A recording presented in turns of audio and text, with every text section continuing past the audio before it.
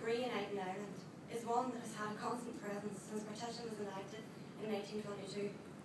It is essential, firstly, to understand, with regard to United Ireland, that the majority of mainstream Republicans do not strive for a mere joining up with the South, a common misconception. They strive for a new Ireland, with structures and institutions based on the equality and input from all its citizens. The administrations in both regions have failed over decades to provide stable and effective governance for its people. The need for change is staggeringly apparent. To ensure that the Irish people benefit from sound and stable legislative policies.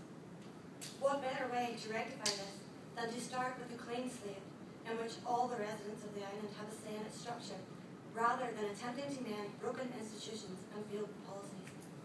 Partition was forced on the Irish people without their views being taken into account. This was an undemocratic, foolish and oppressive decision based on the negotiators, on one that many Irish people have refused to accept as legitimate. Unionists sought the maintenance of British rule with the threat of war in order to protect their own interests, their privileged status in society.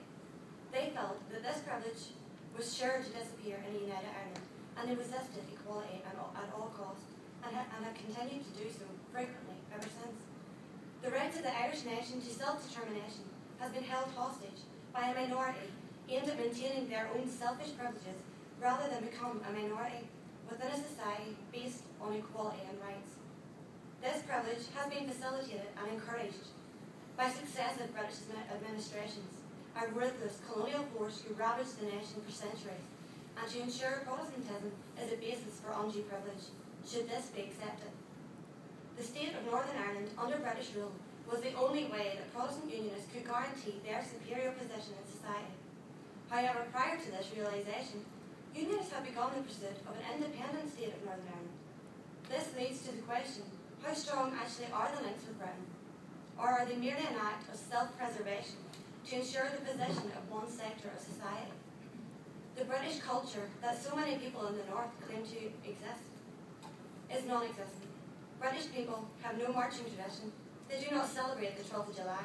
They do not participate in Ulster Scots dancing, or any of the other cultural traits that people associate themselves with. Therefore, the imagined threat to this culture outside of British jurisdiction is irrelevant and could assimilate into a new political landscape. British influence in Ireland has been overwhelmingly negative.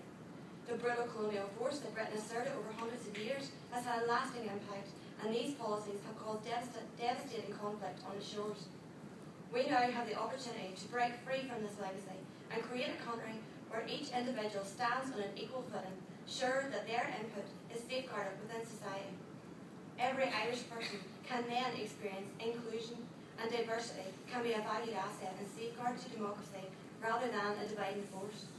However, it must be noted that Britain has no interest in holding Ireland, or any part of it. The sole reason that Britain ever concerned itself with Ireland is because it feared that the powerful Catholic nations of Europe would use Ireland as a base for attacking Britain, and so asserted its rule on the Irish people to ensure that this did not happen. As this threat is now eradicated, Britain, and especially British people, do not feel connected to people in the north. The only time that Britain claims the north as her own is when talking politics or on the front cover of a passport. Therefore, it appears that the British themselves were pushed by Unionists into remaining in Ireland, even though it was not preferential to do so. But the fact that they owed a sense of loyalty to the people that they had placed there ensured its enactment. The ease with which they handed over the 26 counties enforces this view.